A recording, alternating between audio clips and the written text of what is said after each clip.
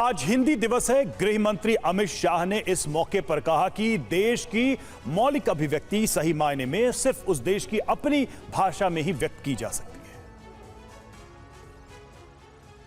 भाषाओं और बोलियों के साथ साथ कई वैश्विक भाषाओं को सम्मान देने का काम भी किया है और उनकी शब्दावलियां, पदों और व्याकरणों के नियमों को अपनाया है। हिंदी भाषा ने स्वतंत्रता आंदोलन के मुश्किल दिनों में देश को एक सूत्र में बांधने का अभूतपूर्व काम किया।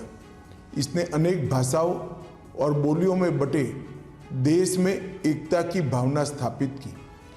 देश में पूरब से पश्चिम और उत्तर से दक्षिण तक स्वतंत्रता की लड़ाई को आगे बढ़ाने में संवाद भाषा के रूप में काम किया है। इसमें हिंदी की महत्वपूर्ण भूमिका रही है। देश में स्वराज प्राप्ति और स्वभाषा के आंदोलन एक साथ चल रहे थे।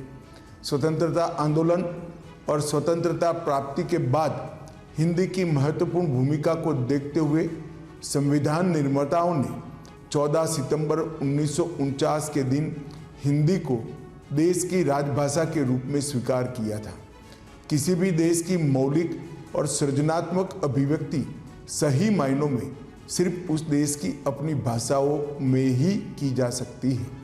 प्रसिद्ध साहित्यकार भारतेंदु हरिश्चंद्र ने कहा है कि निज भाषा उन्नति अहे सब उन्नति का मूल, यानी कि अपनी भाषा की उन्नति ही सभी प्रकार की उन्नति का मूल है।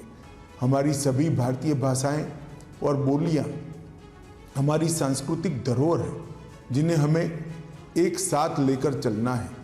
हिंदी की किसी भी भारतीय भाषा से न कभी स्पर्धा थी और न कभी हो सकती है।